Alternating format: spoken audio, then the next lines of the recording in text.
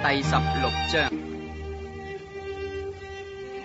法利賽人和撒都該人來試探耶穌，請他從天上顯個神蹟給他們看。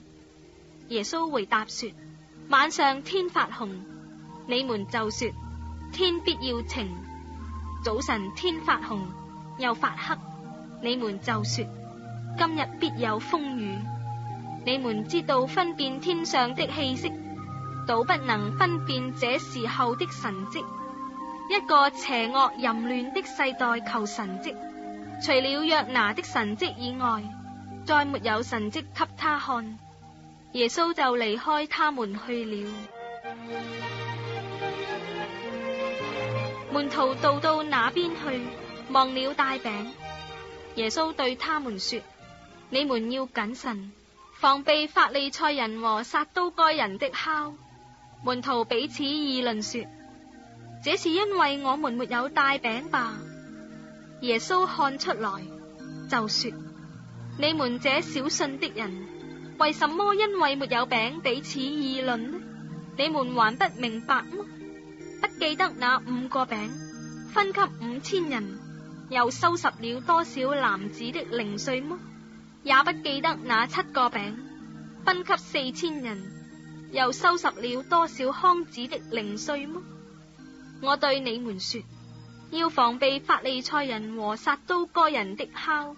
這話不是指着餅說的，你們怎麼不明白呢？門徒這才曉得他說的不是叫他們防備餅的酵，乃是防備法利賽人和撒都該人的教訓。耶穌到了該撒利亞腓立比的境內，就問門徒說：人說我人子是誰？他們說：有人說是施浸的約翰，有人說是以利亞，又有人說是耶利米，或是先知裏的一位。耶穌說：你們說我是誰？西門彼得回答說：你是基督，是永生神的兒子。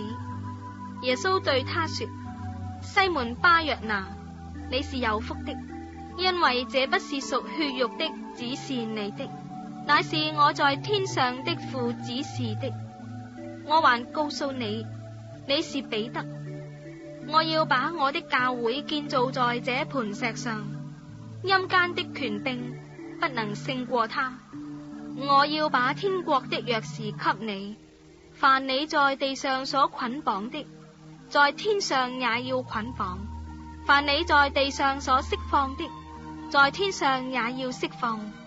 當下，耶穌囑咐門徒，不可對人說他是基督。從此，耶穌才指示門徒，他必須上耶路撒冷去，受長老、祭司長、文士許多的苦，並且被殺，第3日復活。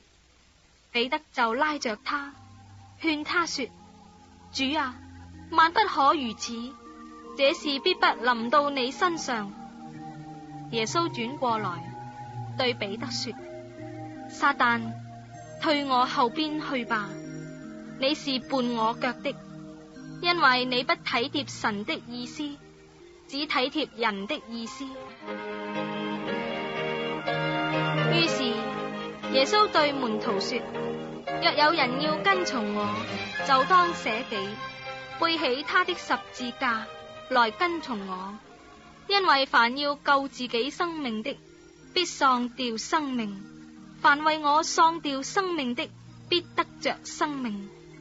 人若賺得全世界，賠上自己的生命，有什麼益處呢？人還能拿什麼換生命呢？